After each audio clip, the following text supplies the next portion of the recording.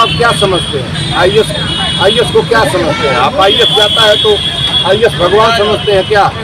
एक आतंकवादी घोषित करता हूँ अपनी जुबान से, इसलिए घोषित करता हूँ कि जो भी वो करता है, जिस हिंदुत्व की बात वो कर रहा है, उसी हिंदुत्व के एक नुमाइंदा ने हिंदुस्तान का कत्ल कर दिया था, हिंदुस्तान की हत्या कर दी थी।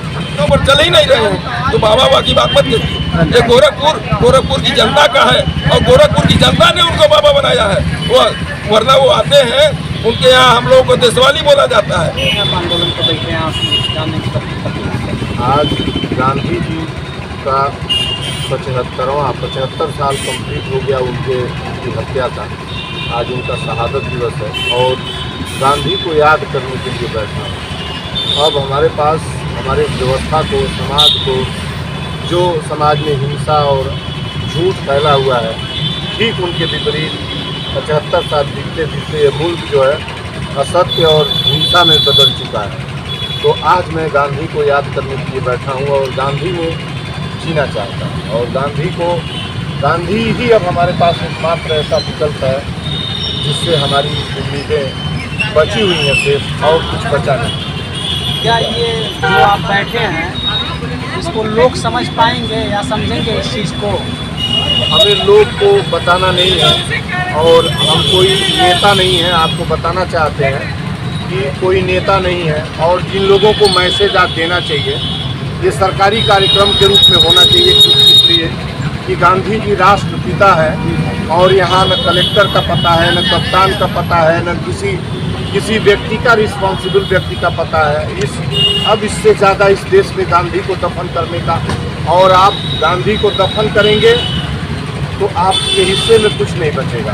ये जान लीजिए कि इस मुल्क में कुछ भी ठीक नहीं बचा है। तो मांग क्या है आपकी, जिस मांग को लेकर के आप इस समय धरने पे बैठे हुए हैं? मांग नहीं है बेटे। आज उस महापुरुष का डेथ एनिवर्सरी है जिसको हम श्रद्धांजलि दे रहे हैं और हम देश के लोगों से और अपने, मैं यही कहना चाहता हूँ कि हमारे पास सत्य और अहिंसा के अतिरिक्त जूता निकाल दीजिए, इसलिए जूता निकाल के जाइए। हम प्रत्येक एक वर्ष जब गांधी के एनिवर्सरी का एक अगला वर्ष आता है तो हम सत्य और अहिंसा को थोड़ा जमीन में गाड़ देते हैं नीचे। गांधी को तो हम गाड़ते ही जा रहे हैं और अब न तो युवा पीढ़ी को, न इस देश की समस्या को, किसी चीज को भी गांधी के अतिरिक्त कोई दूसरा। सर, आप हिंदुत्व का विरोध कर रहे हैं? पूरी तरह से हिंदुत्व से तो मेरा कोई रिश्ता ही नहीं है। हिंदुत्व से हमको क्या मतलब है? हिंदुत्व को हम क्यों? लोग हिंदू राष्ट्र की मांग कर रहे हैं, आप उसी का विरोध कर रहे हैं। लिखे हुए हैं नहीं चाहिए हिंदुत्व करने वाले आतंकवादी हैं। ठीक से कैमरा करिए। हिंदू राष्ट्र की मांग करने वाले आतंकवादी, ठीक उसी ढंग से जैसे मुस्लिम राष्ट्र की मांग करने वाले मुस्लिम संगठनों को अलगाववादी घोषित किया जाता है। ठीक है, यह पूरे के पूरे तरह जिसने भी हिंदू राष्ट्र की मांग की, और एक तो कहता है, एक बाबा इस देश का जो संविधान सामने से तोड़ता है, ये राष्ट्र, भारत एक राष्ट्र है और कहता है कि हमें आप साथ दीजिए, मैं आपको हिंदू राष्ट्र दूंगा। ये क्या है? ये कॉन्स्टिट्यूशन को ब्रेक डाउन कर रहे हैं। कॉन्स्टिट्यूशन में क्या लिखा है? इंडिया यानी भारत एक राष्ट्र होगा। ठीक, भारत एक हिंदू राष्ट्र नहीं होगा और होगा भी नहीं।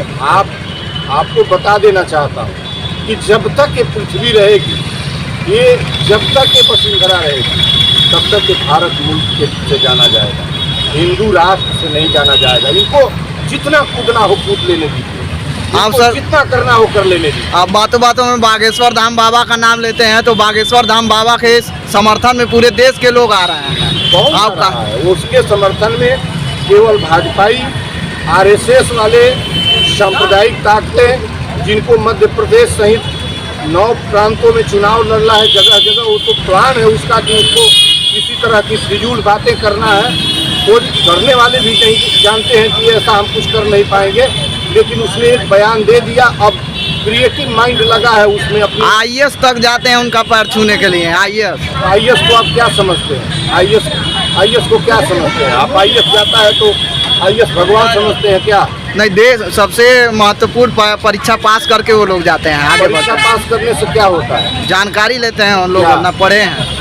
आपको पता है कि एक से एक IAS मंदिरों में जो पत्थर का मंदिर है, अपनी माँ को छोड़ के पत्थर के मंदिर पर माथा टेकते हैं। मैं क्या मान लूँ आपको? क्या मान लूँ बोले? और IAS जाते होंगे, उसका माथा टेकते होंगे। मैं उसको आज धीरेन्द्र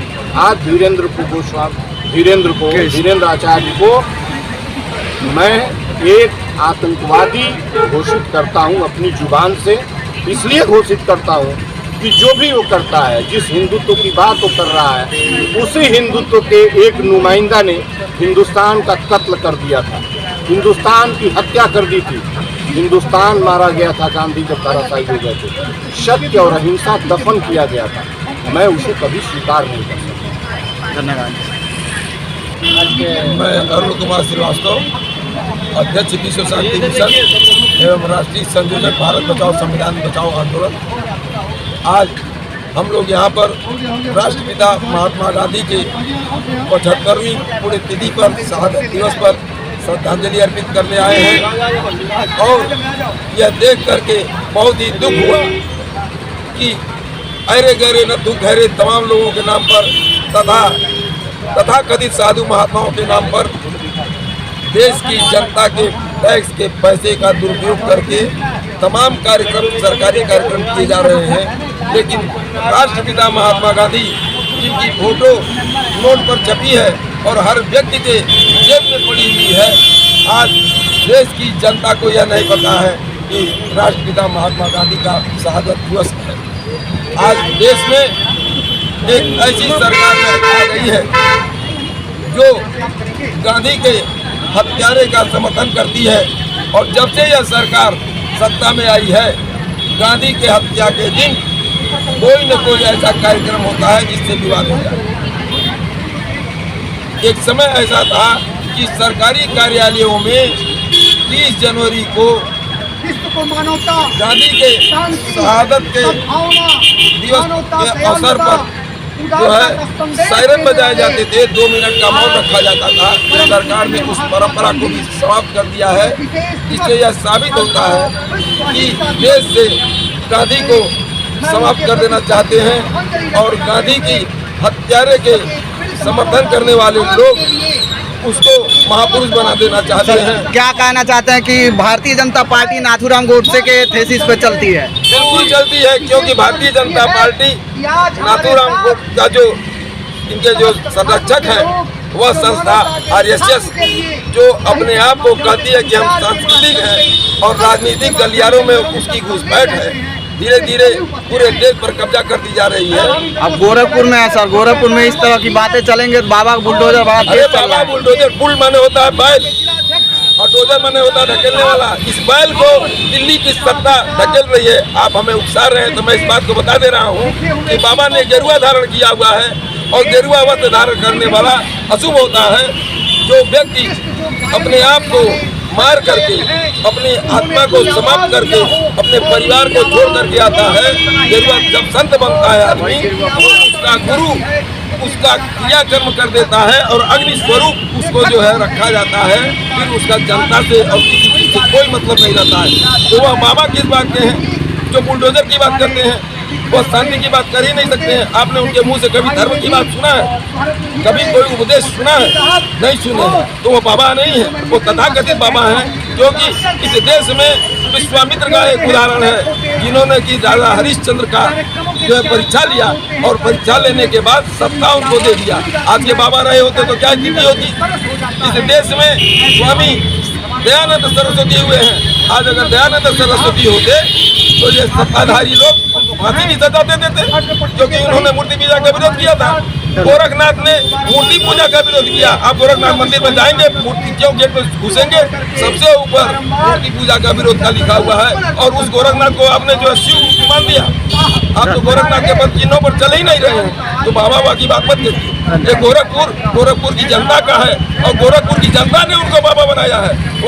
वरना वो आते हैं, उनके यहाँ हम लोगों को देशवाली बोला जाता है और हम लोग उनको गढ़वाली बोलते हैं। वहाँ के लोग आकर के यहाँ दुकानों पे काम करते थे। हम लोग बहादुर कहते थे क्योंकि बड़ा मेहनत करते थे। चाय पान की दुकानों पर गढ़वाली लोग जब पढ़े लिखे नहीं होते तो मेहनत करते थे। बाबा भी यही करते, लेकिन बाबा को गोरखपुर की जनता ने संत बनाया।